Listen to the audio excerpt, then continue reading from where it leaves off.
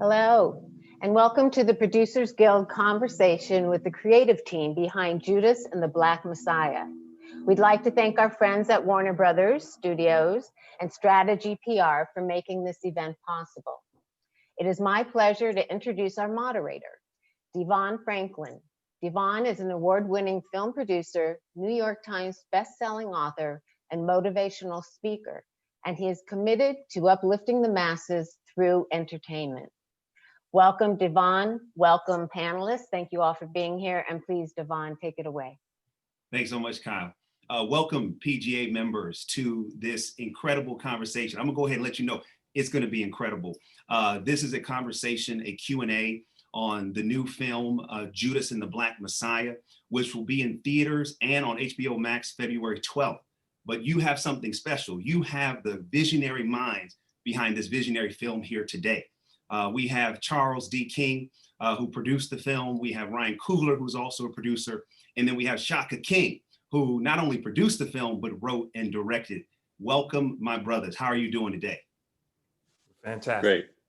Good, good. Good.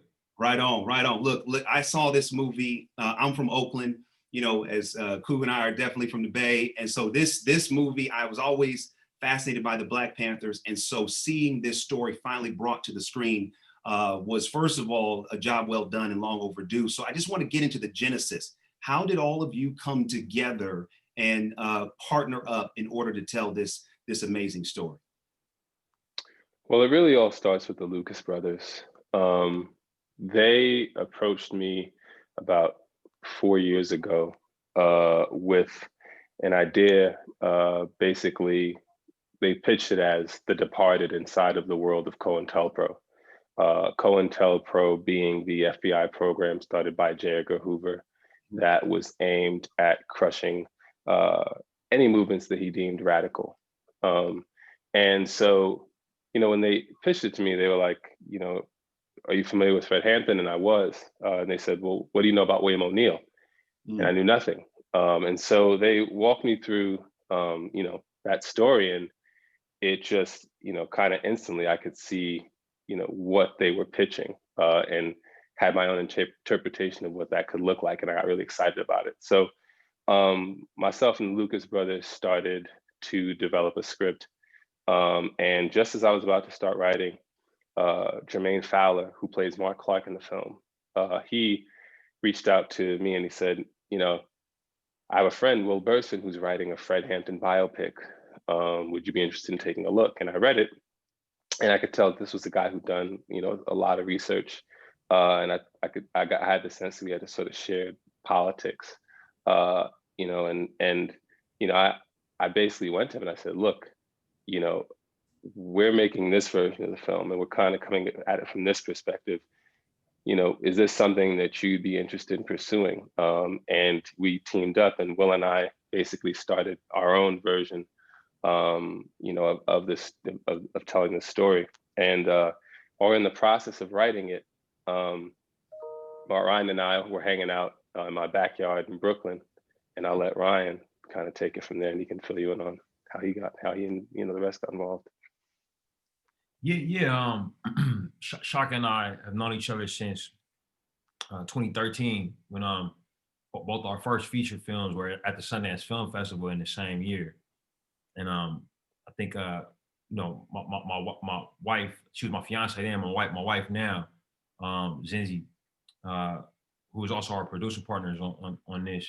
You know, we got to know Shaka. I think we hung out like the last day of the festival. We got stuck at a hotel. It was like a blizzard or something. And we got snowed into this hotel. Couldn't get flights out the next day.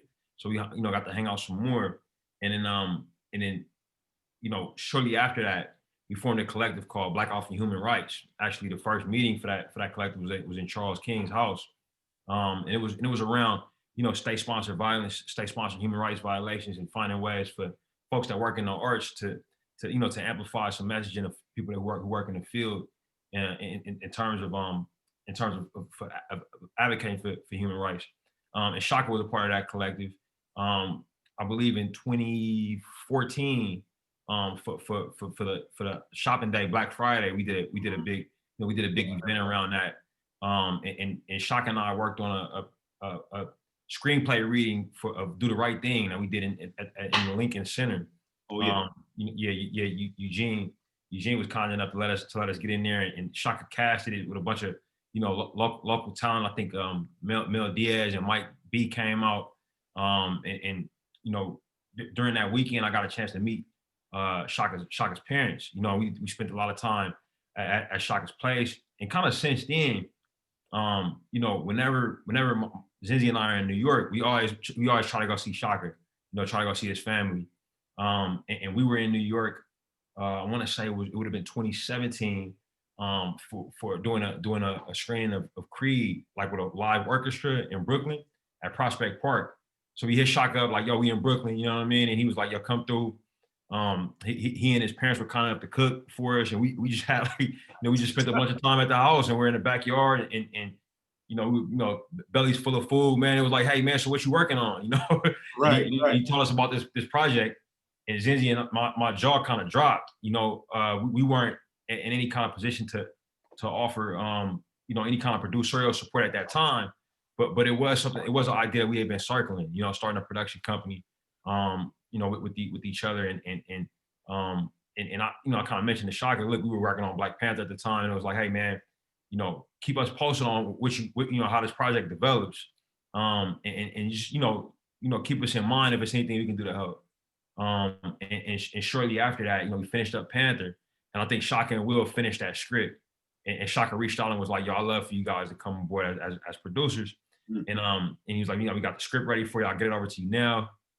Read the script and immediately, shot the script over to Charles, because I thought that Macro would be a fantastic partner for us, not only on a production standpoint, but from a financier, standpoint, I'll let Charles kind of take it from there.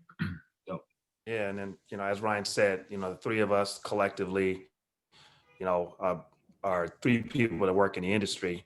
Both Ryan and Shaka as filmmakers and now producers, myself as a executive and a producer, but we also are activists who care about the community. And so, it really resonated with me, and we jumped on board, and we then all, Macro linked up with Proximity, Ryan's company, and Shaka, and we then further developed the great script that Shaka and Will had already written, and Macro came on board, committed to co-financing 50% of the movie. And then we went out to find a distribution partner. And that was really kind of the early stages of getting it set up and going from there.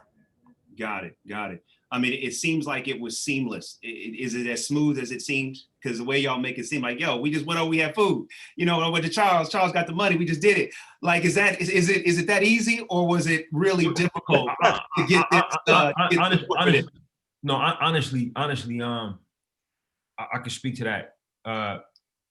That part we just covered was very smooth, but after that, as projects go, this one got progressively more complicated, and it's a lot of love in this movie. You know what I mean? It was very much like making a film with family. In many cases, it was family. You know what I mean? And the biggest thing, I let Shaka talk about this the most, but one of the first things he said to me early on was, this film has to be, this film is about a group of people who were attacked, obviously, by gunfire, state-sponsored violence, but also they were attacked, almost in an unrelenting smear campaign and false propaganda. You know what I mean? And in this film, for this film to kind of be a counterpoint to that, one of the things he talked about was we would have to, make an honest effort in terms of getting the family, the survivors of the attack that night, and the people who are left behind, in terms of Chairman Fred Hampton's legacy. We have to get them on board, or at least make an attempt to. So that was probably the most, the most dynamic, complication in terms of getting the film made.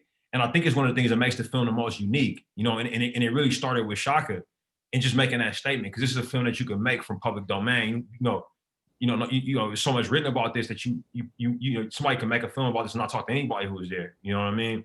But in this case, Shaka had the mind frame to say, well, hold on, the stuff that we'll find in public domain, we know from looking at the COINTELPRO documents, that stuff's not accurate. You know what I mean? And we want to be on the right side of this. And Shaka, being on the right side of it, like, let's talk through that process, because this being, inspired by true events, there was so much to the story. Again, I probably was like most people in the public who had a kind of a cursory knowledge of the story, but, you really went deep to give the other side of it. So what was that process like? And was there a lot of resistance from those who are still around and alive to participating in helping get it right? That's a great question. The process was complicated. I mean, it really started with, Rosa Clemente, who's a member of Black Out for Human Rights with us, had a relationship with Chairman Fred Hampton Jr. And so she reached out and connected us with him. And, the three of us rather, and Zinzi, I think that first one, it was just the four of us, right? And Rosa, five of us. It was the three of us, Zinzi and Rosa, flew out to Chicago. I'll never forget, because I don't think we knew going in that we would be meeting at Fred Hampton's childhood home. Wow. We didn't know that going in. So we entered that space, and you instantly knew you were in that kind of space just by the things. We were just in, the table. You're sitting at the table that he ate at as a child, like, and so if you didn't feel any responsibility prior, you certainly did in that moment, because everything became tactile in terms of how real all of this was. And, it was really a process of them getting to know us and trust us, because, you have to, you look at the events of the film, and I think that, these are folks who are rightfully somewhat mistrustful of outsiders. So they really had to get a sense that our intentions were good. They had to do the background checks on us and make sure that we weren't feds, Of course, right? And and so that was a process that took about a year. And it wasn't until we were actually in our second week of shooting that they came on board officially. I'm sorry, did I get kicked off? Okay, nope. Cool. We got you. Okay, cool. I thought I got kicked off. And so it was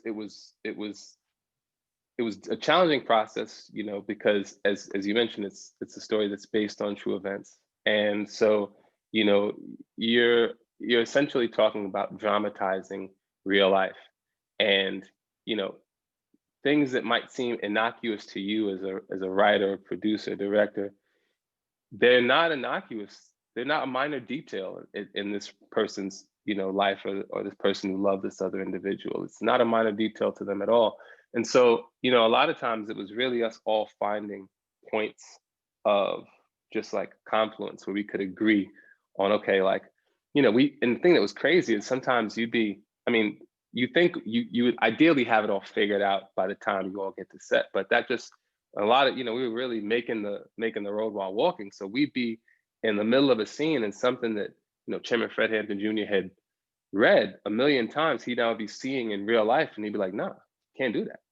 We can't do it this way. And so we would have to take into account what we shot, what we're going to be shooting, and trying to find ways to accommodate his desires. And there were times when we weren't able to accommodate his desires, and it was up to him to take that, acknowledge that, deal with that. And that's a lot to ask of a person who's been through what he's been through. Sure. So it was really just all of us, just kind of being a bit less selfish in terms of what we wanted to see. And ultimately, it was so rewarding because, it changed all of our lives. It changed us as human beings, and the work is far better off for it. Yeah, no, you can tell that, you all's, heart and soul was not only in the creativity, but clearly there was a lot of process around making sure that it was done right. I don't know how anyone doesn't see this film and not become changed by it. Let's talk about change specifically around casting.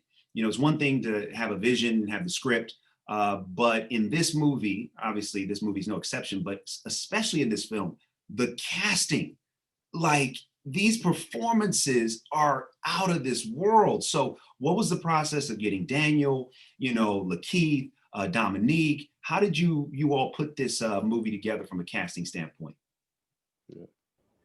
Well, I'm really blessed in that everyone I wanted to cast, we were able to cast. I mean, I wrote it, myself and Will, we wrote it. When we were writing it, I was writing these words for Daniel, for Lakeith, for Dominique, and for Jesse. Those 4 people. I mean, and Ryan or Charles will tell you, like, I walked in like, this is who, I want.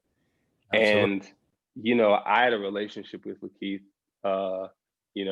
for years, and we'd wanted to work. The funny thing is, we were introduced through Ryan, Lakeith and I. There's a photo that Ryan sent me, some months back, and I'm like, this is crazy. This is nuts. Like the day that I met him, through Ryan. So, we wanted to work together, and then, when I spoke to Ryan, I mean, in our very first conversation, where he asked, like, so who do you want to be in this? And I said Daniel, and he was like, well, I just worked with him on Panther, so he was able to make that, speak with him. I mean, they were going to do reshoots, and I think he pitched them on it on set.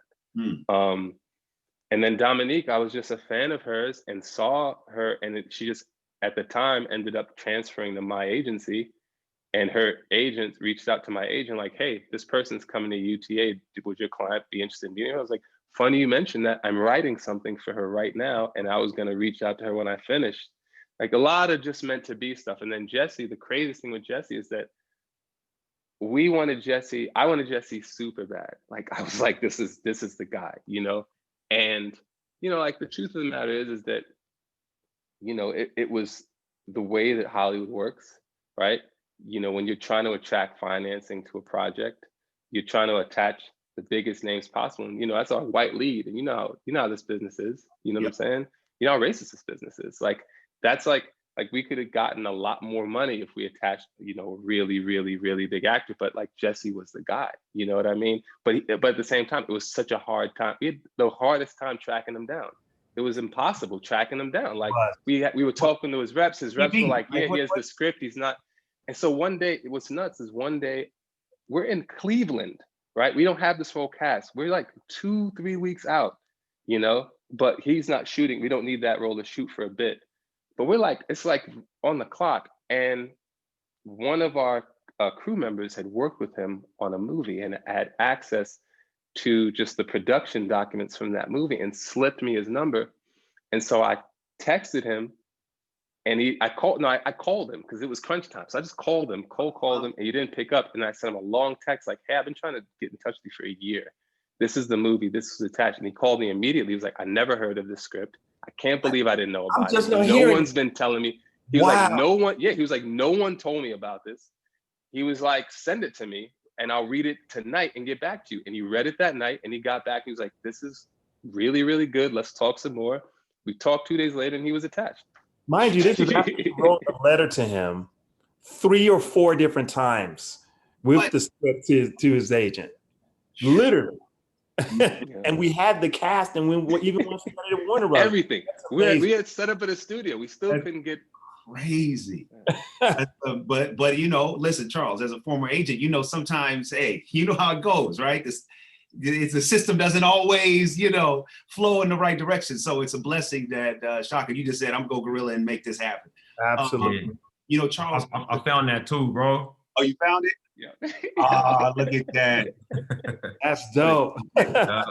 Crazy, man. Dope, man. Crazy. All of y'all had all the hair has grown since then, by the way. All of the lines on the face. The blessings are growing and the stress levels, you know what I'm saying? There it is. And the stakes is up. There we go. Charles, man, on the casting front, given that you're bringing financing to it, to what consideration do you give the financials? Or is it really like, yo, I'm a back to creative and let's pick the best people for the movie? Or to what degree does the name marquee value matter and factor in, especially in making this movie? Well, look, by going into the marketplace, by committing to 50% of the financing when we went out to Warner Brothers and the studios, we already had such a great script. We had, an amazing filmmaker, powerhouse producing partner in Ryan. This is off the heels of Black Panther. So we thought we did have a lot of momentum and great, thankfully Warner's creatively, Nija Kuykendall and who just totally got it. And there was a long relationship that she had with Shaka going back to college, and also conversations that Ryan had with her, about her family's involvement with the Black Panthers. So there was a connectivity, and of course, Courtney Valenti and everyone else did. So this was a great time where we had partners that were aligned. So we were backing and supporting Shaka's creative vision for the movie. I mean, there was no real conversation about anybody else for these roles, like he said. And then it was, how do we get this to really work in the right framework within the studio system? And there were things we did to sort of widen the scope, heighten the tension, which, through our development process, so that this could be a movie that would be wide release, worldwide. And that's what we were really looking for with our partners in it. So, we were able to, the good thing is with our company providing financing, frankly, we were hitting the wall. And at a certain point, Macro actually did commit to an additional $2 million in funding to get the movie greenlit and that would have impacted us creatively substantially. It would have been impossible without that. It would have been impossible without that. Wow. Yeah, I just want to pause for a moment for those that are watching. This is a rare conversation. I don't know, in my 25 years in the business, that I've had the privilege of hearing a Black man talk about adding more millions of dollars to the budget. So Charles, just kudos to you for what you're doing, bro. This is like unbelievable, historic, unprecedented, that you have the equity to put into our stories to be told. So I want everybody to watching it to not just hear that and say, oh yeah, that's great. Like, no, this does not happen all the time. Speaking of which, I want to get back to the creative for a moment. And one of the things that I found fascinating, I want to get you all's take on it, which is William O'Neill being our eyes and ears through this movie it really messes with your mind, because at first you don't quite know who he is and what he's up against. And then when you understand the role he ultimately plays, it put me as an audience member in complete conflict. What went into the decision, one, to use that as the eyes and ears, and how difficult was it to direct Lakeith to be able to pull off those range of emotions that kept the audience invested in him, even though we understood fully what he was doing was working against the very people we are supposed to be cheering for? It's a great question.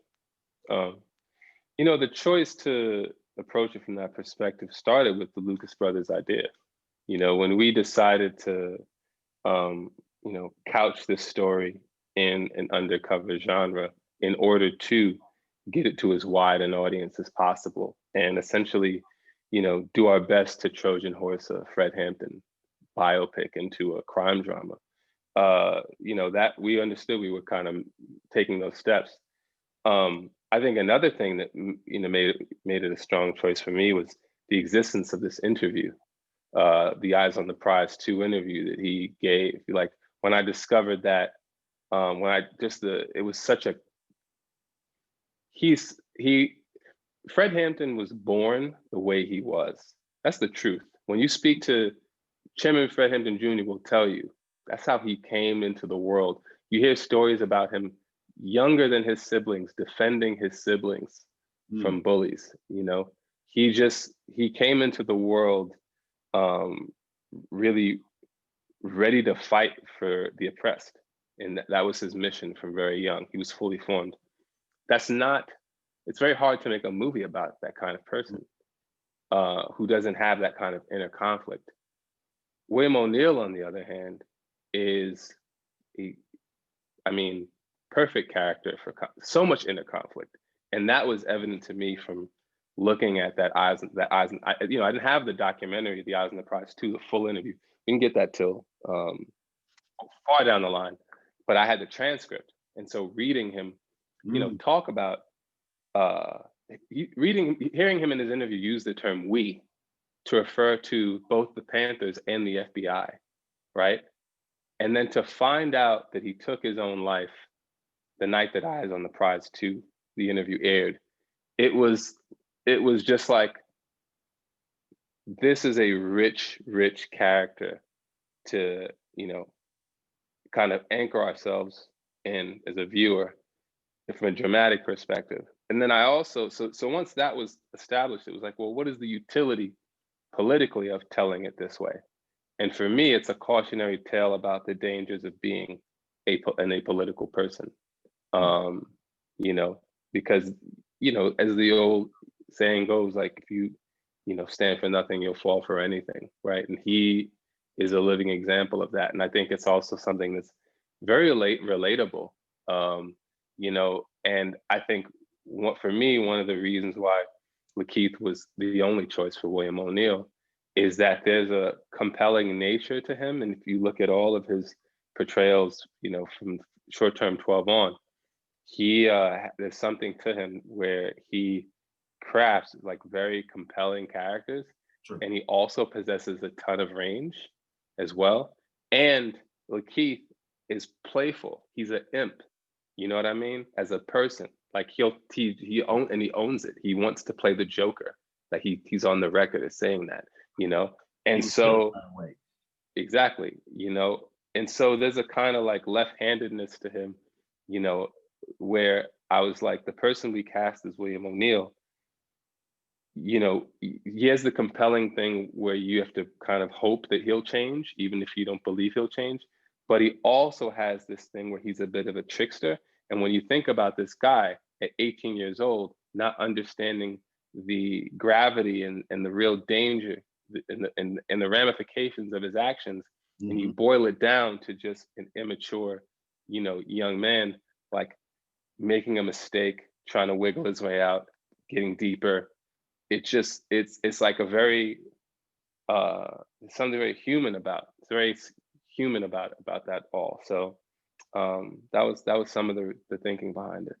Wow. It's one of the most compelling and most provocative parts of the movie as we're in it through his point of view and as he gets deeper into what he's being asked to do. And at some point, you're thinking, all right, he's going to be out.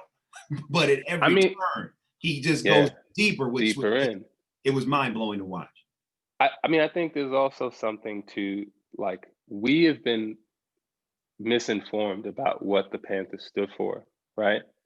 And to start the movie, the bulk of us, I should say, and to start the movie from the perspective of someone who has been in the same space, and then to learn through their eyes what the state did to repress and exterminate and imprison the Black Panthers.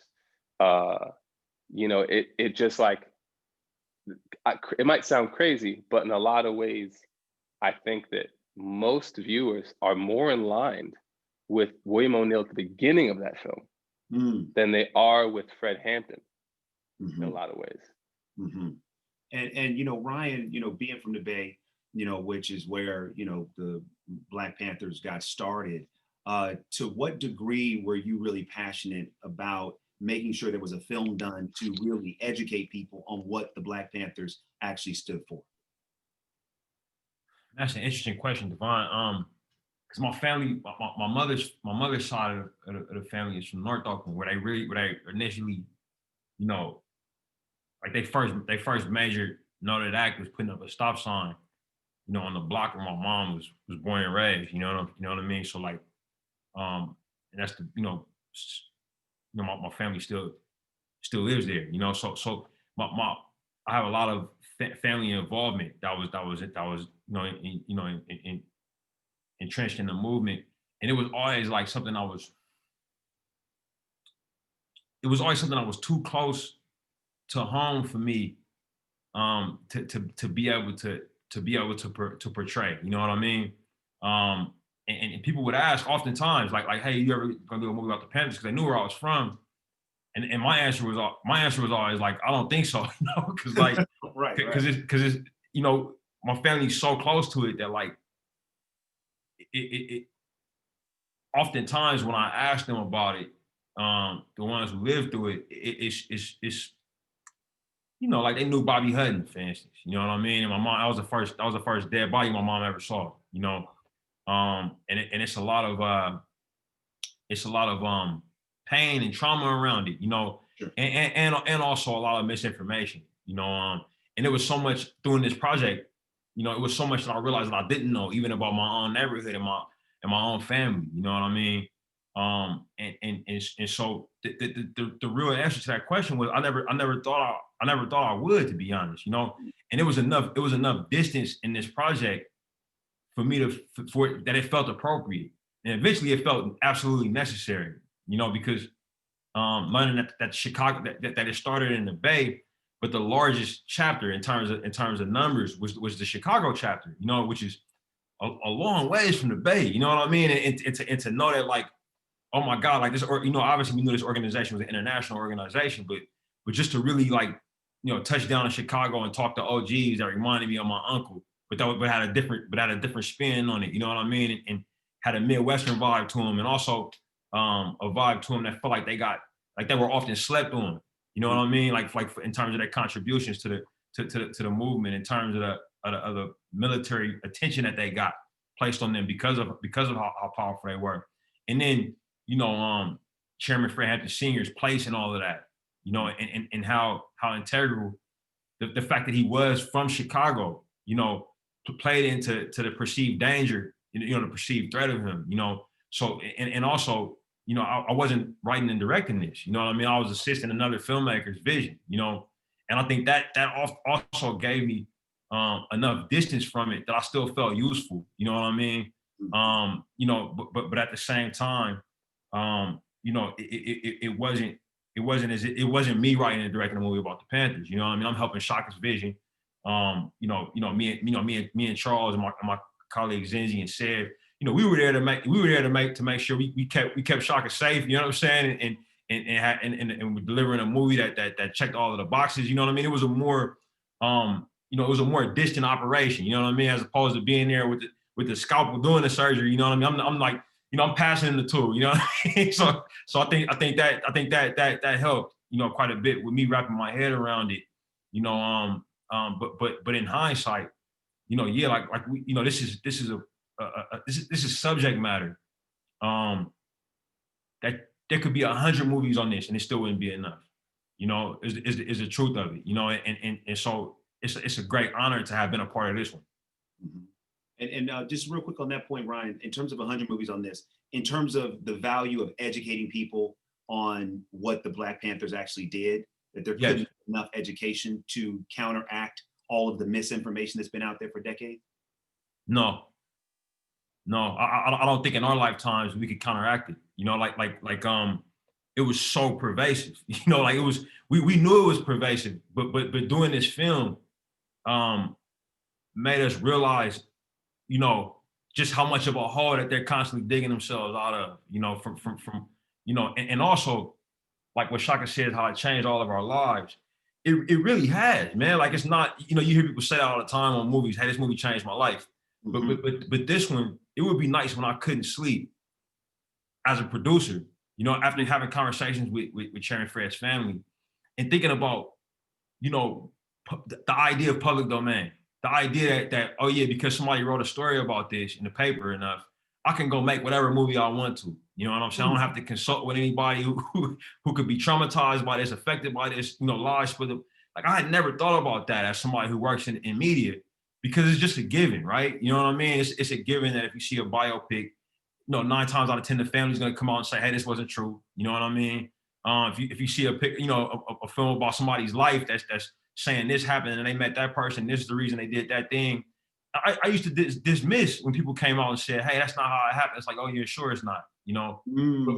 But now after going through this and realizing, you know, just because this was written in the Chicago papers at the time, you know, that doesn't mean that it was gospel. That doesn't mean that that's just this is how the shootout went down. Just because it was in your textbook saying that the Black Panthers were about this, it's a reason that they wrote that. You know what I mean? Just because you have a day allocated to this civil rights leader or that civil rights leader, you learn about this person in school who did that. There's a reason you don't learn about this person, you know? And that idea, it it really kind of shook me to my core. You know, like in coming out of this, I don't think I'll ever look at movies the same way. Wow. Wow, man, that's deep. That's deep. I know our time is almost up. I just had to ask one creative question, then I want to ask a global question. Creative question, Shaka. One of the things that I thought was fascinating was the framing of so many shots through William's car. And I thought that was really interesting. Like, what was the thought process behind that? Because it felt like that was a motif that was persistent in the film. I mean, the truth of the matter is, Sean and I were talking about this earlier today. Our creative decisions were really, for the most part, specific to the scene.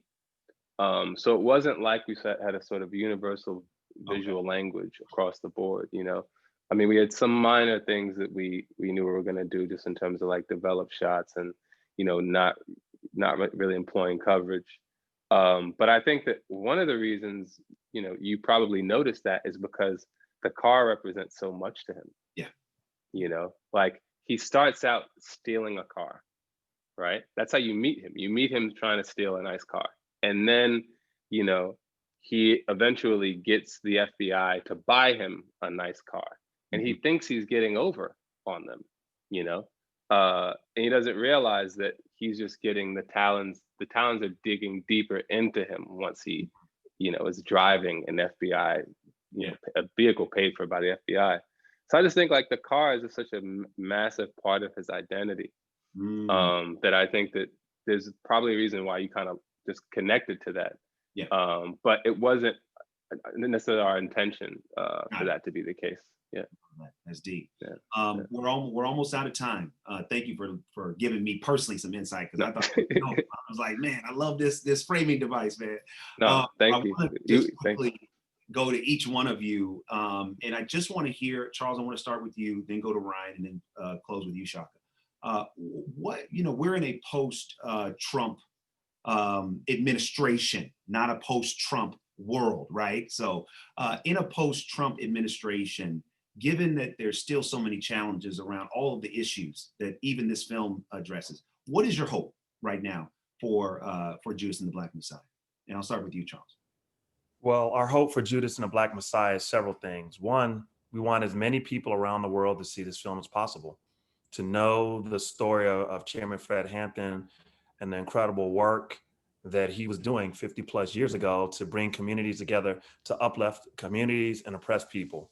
And that, frankly, there was a big role that our government played in making sure that this great change didn't happen, and that there were people fighting for our community, and that the movement that we saw and the movement that we continue to see today of young people all around this country and the globe who've been standing up and fighting for their voices, that just like Chairman Fred Hampton and the work he was doing, that they can make a difference.